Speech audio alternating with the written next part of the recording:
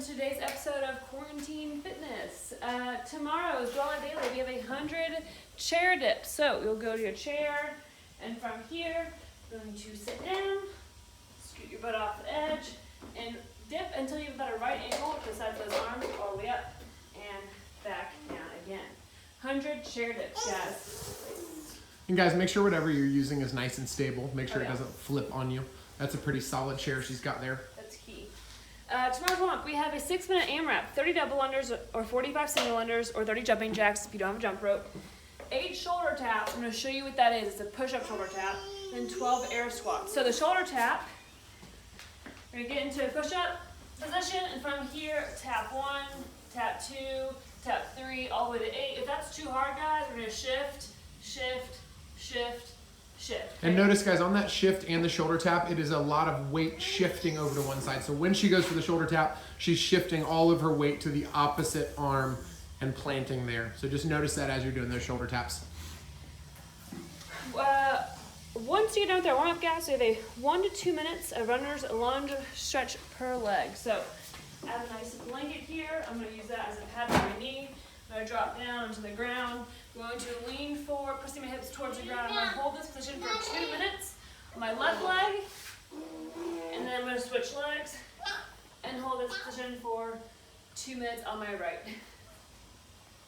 I think she's hungry. Okay. Are you a hungry girl? She did a huge Just like her mother. All right. Tomorrow's strength, we have an 8 to 10 minute EMOM. Number 1, 3 to 5 Bulgarian split squats with an odd object. That part is optional. Guys, if the Bulgarian split squat is too difficult, we will go to lunges. I'm going to go over that in a minute. And then number 2, 20 to 30 second overhead hold or handstand hold. So, Bulgarian split squat. I'm going to go ahead and show you without any weight first. I'm going to find a sturdy object. I'm going to put my toe on the back of that object. From here, I'm going to lower down and then come right back up again. So I have 3 to 5 per leg. So I'm going to switch legs from here, lower down, and back up. What I'm looking for, guys, is I don't want to have that forward knee going, that front knee going past that So do toe. one more real quick. Let's talk about the knee real quick, guys. So as she's coming down, notice that knee is pretty much over her ankle. It is pressed forward just a little bit, but it's not so far out and over the toe. It's going to track forward some, but we're looking to make sure she keeps that front foot fully planted on the ground. If she's adding weight, it doesn't change anything. It's just you can place the weight there at your chest, on your shoulders, front position, back position, whatever works best. And depending on your height and the height of the object you're using, your knee might touch the ground. In Corinne's instance here, it does not touch the ground, so it's totally fine. Just go to what feels like the bottom of that lunge split position, and then stand right back up.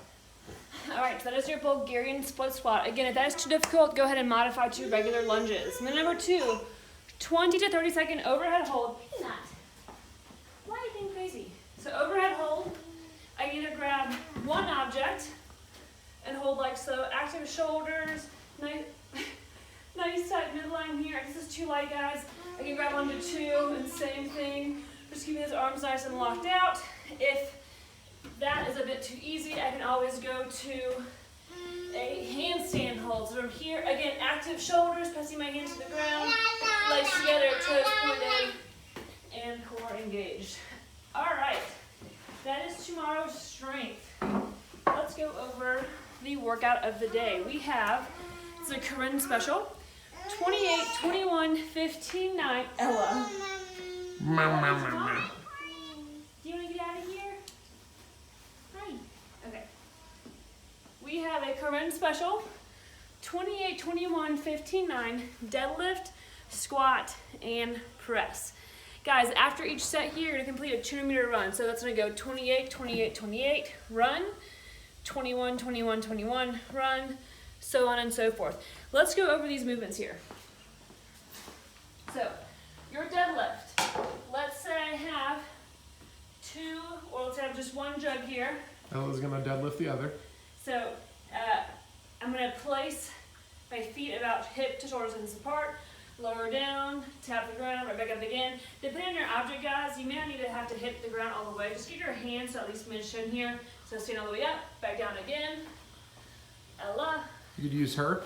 Use her. So all the way down, and so my hands are about mid-shin, I stand up and back down. Guys, if you have, this is all gonna be dependent on what you have at their house. So with your deadlift, maybe there's 2 objects, like so, and inside your legs or on the outside. You can choose whichever one applies to you for the day. You can use her as your goblet squat. For the goblet squat, again, depending on what you have, I can either use my baby, so I'm gonna squat down, all the way down, hip crease, below knee crease, or I can use my 2 objects, and I can place them onto my shoulders, squat all the way down and back up, all the way down and back up. Your press, this is where it's gonna get tricky. If you have 2 objects that are light enough for you to use at the same time, then dip, drive, dip, drive, dip, drive. If you only have 1, you have 2 options. Do dip, drive, holding it like so, or you can just use 1 at a time and do the same amount of reps on each arm. So again, it just depends on what equipment you have available to you in your home. It does not have to be complicated, guys. Fitness can be done in many different ways. You don't have to have formal workout equipment to make it happen. I'm out of breath.